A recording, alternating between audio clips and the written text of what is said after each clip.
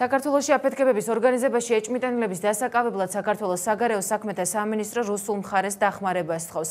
ნინო კალანდაძის განცხადებით ოფიციალური მიმართვა ქართულმა მხარემ შვეიცარიას უკვე გადაუგზავნა ორ ქვეყანას შორის. შუამავლის როლს სწორედ შვეიცარიაში ასრულებს. საგარეო საქმეთა მინისტრის მოადგილის განცხადებით ეჭვმიტანილები რუსეთის ერთი და საქართველოს ორი მოქალაქე აფხაზეთს აფარებენ თავს. ქართული თხოვნა ამ ადამიანების დაკავება და მათი ქართულ სამართალდამცველებთან ერთად დაკითხვა. როგორც მოგეხსენებათ, საქართველოს სამართალდამცავი ორგანოების მიერ დადგენილ იქნა იმ პირთა ვინაობა, რომლებიც სავარაუდოდ პასუხისმგებელი არიან აღნიშნული კრიმინალური ქმედების განხორციელებაში.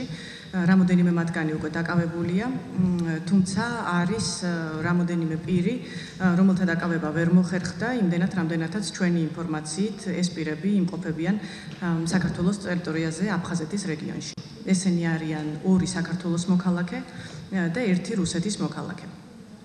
შესაბამისად, ვინაიდან ერთის მხრივ ამ პირების ამჟამინდელი ადგილსამყოფელი არის სწორედ საქართველოს ტერიტორია აფხაზეთის რეგიონი და მეორეს მხრივ უშუალოდ მოქმედი პირი ევგენი ბორისოვი, რომელსაც ბრალად ედება კონკრეტული კრიმინალური ქმედებების ორგანიზება და მათი დაფინანსება, არის რუსეთის მოქალაქე და ამავდროულად წარმოადგენს რუსეთის მოქმედ სამხედრო ოფიცერს.